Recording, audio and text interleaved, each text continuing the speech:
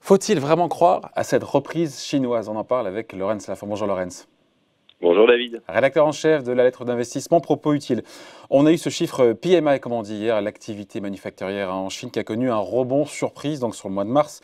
L'indicateur donc des directeurs d'achat qui est passé de 35, ce qui évidemment est une catastrophe parce qu'on est sous 50, ce qui marque une phase récessive largement, à 52 points. Et on se dit, comme on est au-delà de 50 points, Laurence, on se dit voilà, ça y est, on est revenu en expansion, on va un peu vite. C'est une bonne nouvelle. Comment on fait, on va dire autrement, comment on fait pour interpréter vraiment cet indicateur? Déjà, il faut prendre un petit peu de recul. C'est vrai que le mois précédent, on avait assisté à une chute historique des PMI.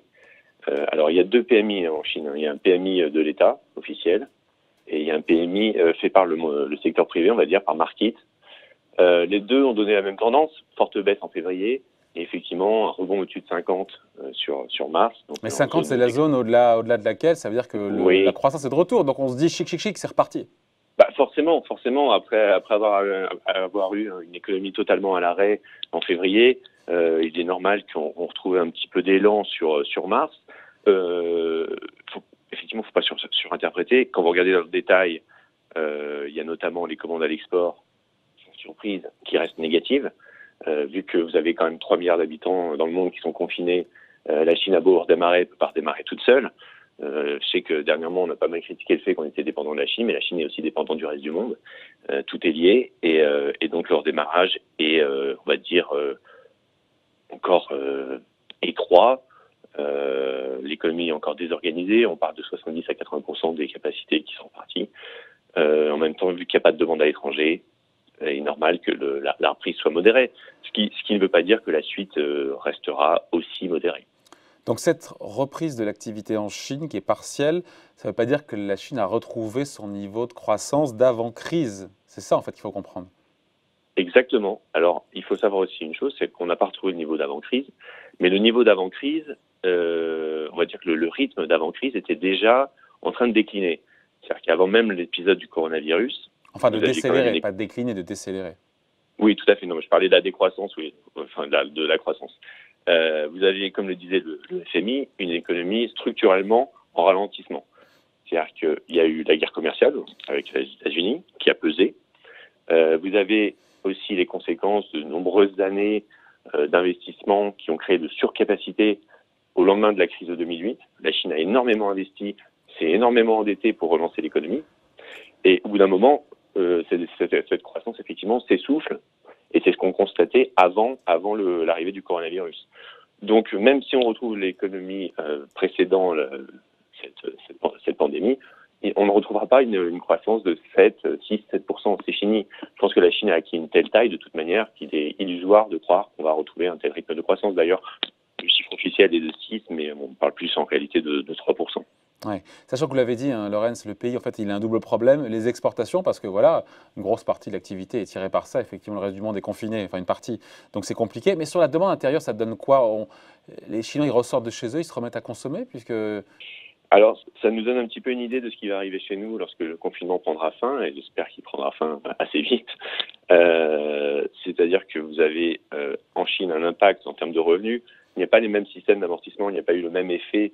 Vous savez qu'ici, on a le chômage partiel, on a eu énormément d'entreprises qui font l'effort d'essayer de payer encore leurs salariés pour minimiser l'impact sur la consommation ensuite. Là-bas, il n'y a pas le même effet. C'est vrai que beaucoup de Chinois ont perdu des revenus sur février. Ça se ressent maintenant. Et il y a une deuxième chose, c'est que c'est pas parce qu'on arrête le confinement que tout d'un coup, on va se mettre à gambader et aller au restaurant, au cinéma, etc. Il y a une peur qui reste présente, d'autant plus en Chine parce qu'il y a une faible croyance en ce que raconte l'État. Vous avez un État qui n'est pas très crédible, on va dire, sur la communication, sur la réalité de la pandémie. Et donc ça reste. Et malheureusement, ça continue de peser encore. Ça va progressivement s'estomper, mais ce n'est pas encore le cas. Ça demande plusieurs semaines, plusieurs mois. Et de toute manière, ça risque de faire exactement la même chose chez nous. Faut pas se le cacher. Ouais, juste, on voit des images d'usines qui redémarrent, mais ça redémarre, on rallume la lumière. Enfin, je veux dire, c'est quoi? C'est au ralenti, non? C'est au ralenti puisque, comme on le disait tout à l'heure, de toute manière, la demande, n'est pas là, que ce soit à l'intérieur ou à l'étranger, n'est pas là. Ils vont pas continuer à produire dans le vide. et vous avez encore énormément de toute façon de salariés qui sont absents. Voilà, c'est pas, il n'y a pas un bouton, un interrupteur qu'on éteint et qu'on allume sur une économie de cette taille, ni d'ailleurs sur une plus petite. Hein. C'est pas si simple et ça va prendre un petit moment. Et c'est pour ça d'ailleurs que comme chez nous, le gouvernement chinois va faire un plan de relance. Alors j'ai vu passer hier, justement, tu as une mesure là-dessus, j'ai vu qu'il projetait, le gouvernement chinois, de supprimer les taxes pendant 2 ans sur les voitures propres. C'est bon, c'est un élément parmi d'autres, c'est pas ça qui va tout relancer, mais il y aura un méga giga plan de relance comme il y a pu en avoir un au moment de la crise de 2008. C'était pas le sentiment que donnait le gouvernement, hein, de vouloir sortir les gros Non, moyens. alors ça va probablement évoluer. C'est vrai que c'est marrant, c'est que si vous tapez, vous savez, sur Google, plan de relance Chine, sur la première page, vous avez le plan de relance de l'année 2015, 2018, 2019, 2020. On a l'impression qu'ils sont tout le temps en plan de relance. C'est un peu effrayant. Mais bon, dans le passé, le réflexe des Chinois, ça a toujours été de se dire on s'endette, on va construire des infrastructures, des capacités, etc. Toujours le même réflexe. Au bout d'un moment, vous avez des surcapacités, un surendettement. C'est plus très efficace, d'autant plus au moment où le reste du monde se dit on est trop dépendant de la Chine, on va peut-être se rapatrier nos productions à domicile. Cette stratégie est un peu datée, on va dire. Et donc l'idée peut-être, et ce que vous évoquez, l'exemption de taxes sur les voitures, va dans ce sens, c'est de relancer un petit peu. Oui, ça c'est ok, voiture propre. Mais c'est de relancer la consommation intérieure. Je pense que l'objectif c'était déjà dans l'idée du pouvoir central chinois de redonner du peps à la consommation intérieure. S'ils veulent avoir un avenir et une croissance, il faut effectivement que ça marche de ce côté-là.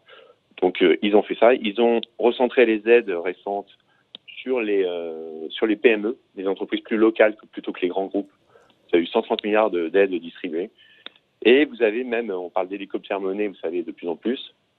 Vous avez des gouvernements locaux là-bas qui distribuent des bons d'achat pour essayer de relancer la consommation.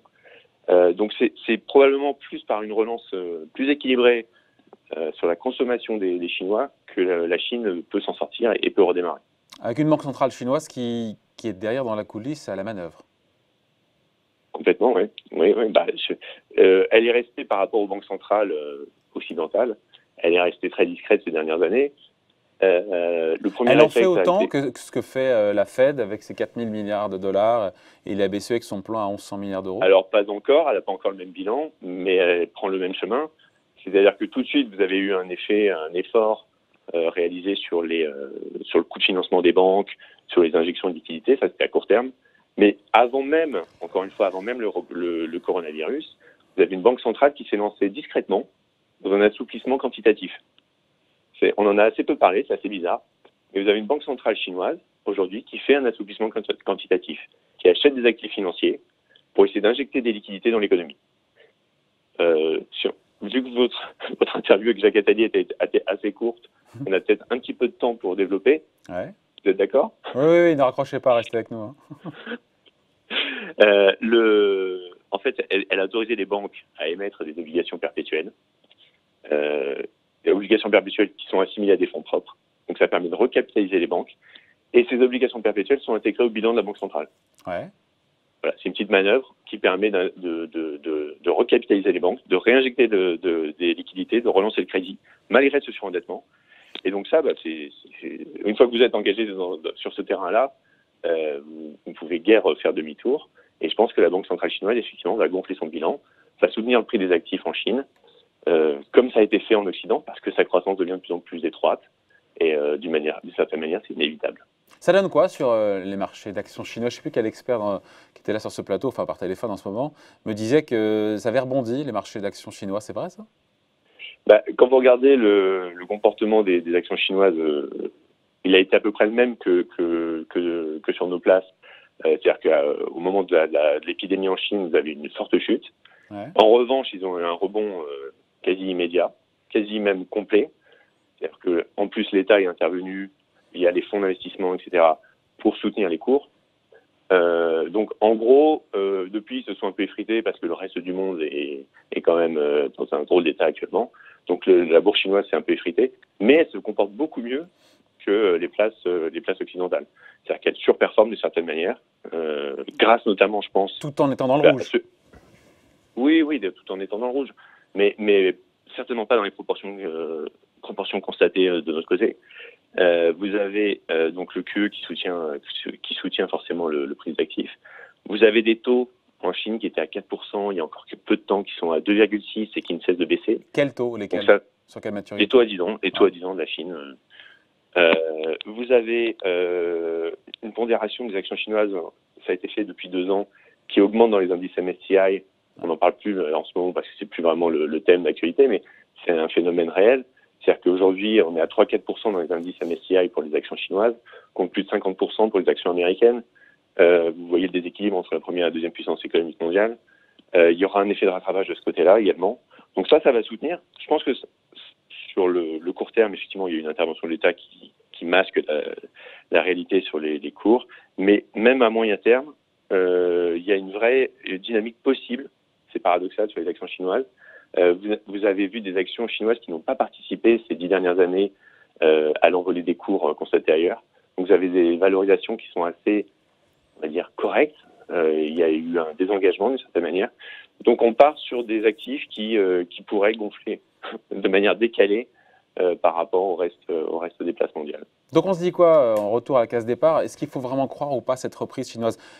Il y a une reprise, mais elle est vraiment très lente, c'est ça? C'est ça le message? C'est ça ce que nous dit cet indice PMI qui est sorti hier? Ouais, elle est lente. En gros, au premier trimestre, apparemment, la décroissance, c'est 10%, moins 10% sur le PIB chinois. On serait encore négatif sur le deuxième trimestre. Donc vous voyez que le rebond est tellement étroit sur les PMI que ça ne permet même pas de revenir à une croissance. En revanche, l'élan serait vraiment notable sur le deuxième semestre. Et ça aussi, ça risque d'aider d'ailleurs les actions chinoises. Parce que le reste du monde va aussi redémarrer. Et là, vous allez avoir un effet de rattrapage important. Donc sur l'année, on part de zéro, peut-être une croissance nulle pour la Chine. Mais sachant qu'on a moins 10 sur le premier et encore négatif sur le deuxième, vous voyez bien que sur le deuxième semestre, on peut avoir un net rattrapage. Ouais, tout ça est sous-entendu au fait qu'il n'y ait pas de deuxième vague et qu'on ne reparte pas en confinement en Chine ou ailleurs. Tout à fait. On peut espérer quand même qu'on va essayer de s'améliorer. Bon, merci en tout cas. Point de vue signé Laurens Lafont, rédacteur en chef de la lettre d'investissement. Propos utile. Merci Laurens. Bye. Merci David. À bientôt.